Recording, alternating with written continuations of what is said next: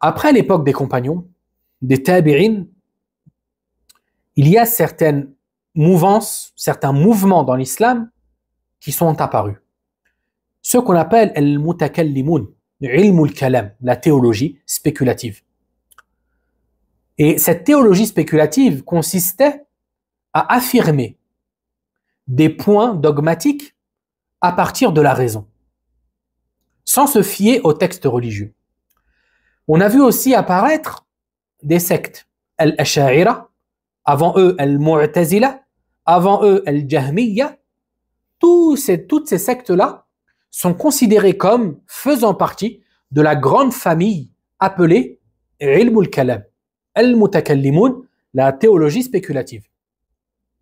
Ces derniers se sont tous basés sur des principes logiques, rationnels, d'après eux, philosophiques, qui les ont empêchés d'accepter certains textes.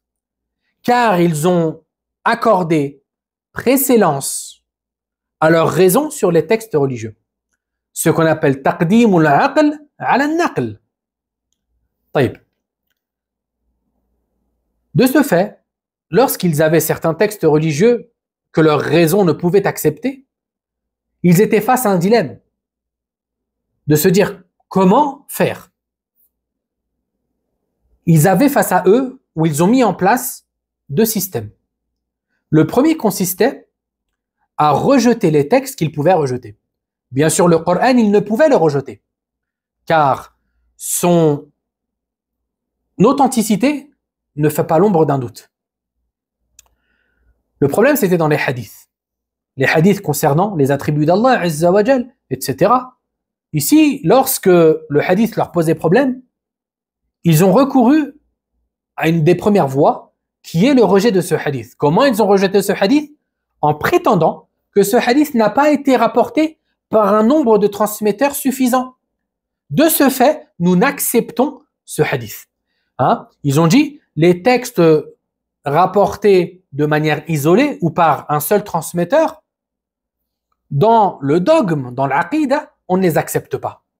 On les rejette. Et ainsi, ils ont rejeté un grand nombre de hadiths qui leur posaient problème. Et lorsque le hadith ne pouvait être rejeté, ou que le Coran, les versets du Coran ne pouvaient être rejetés, ils se sont adonnés à une deuxième méthode, qui est l'interprétation, at-ta'wil. Et at-ta'wil, c'est le fait de donner aux mots un sens différent que le sens qui se précipite à notre esprit lorsqu'on entend ce mot. Un exemple, وَقَالَتِ الْيَهُودُ يَدُ اللَّهِ مَغْلُولَةٌ. Et les Juifs dirent, la main d'Allah est fermée. On te dit non, ici la main, ce n'est pas ce que l'on connaît. La main signifie la force, la générosité, la capacité, etc. Ils se sont adonnés à ça, à l'interprétation des textes. Et bien sûr, ceci est une voie qui s'oppose à la voie du prophète sallallahu alayhi wa sallam et à la voie des compagnons, radiyallahu anhum, ainsi que à celle des salaf, les pieux prédécesseurs de cette communauté. Car les pieux prédécesseurs comprenaient les textes d'après leur sens apparent. Ça, c'était la règle de base. Je comprends le texte selon son sens apparent, bien sûr, en ne faisant pas ressembler Allah Azza wa Jal à sa création. Car Allah Azza wa Jal a dit « Laysa kamithlihi shay, wa huwa as-sami'ul basir » Rien ne lui ressemble. Et c'est lui, qui entend tout et qui voit tout. Ainsi, ils affirment les textes concernant les attributs divins comme ils ont été rapportés, en affirmant aussi que les attributs divins ne ressemblent en rien aux attributs des créatures. Ça, c'est la voie des salafs, la voie des compagnons, la voie qu'ils ont suivie à travers le temps. Et la voie que les gens de la sunna suivent encore aujourd'hui. L'affirmation de ce qu'Allah Azza wa Jal a affirmé pour lui-même. Et que ce que le prophète sallam a affirmé pour son Seigneur subhanahu wa ta'ala.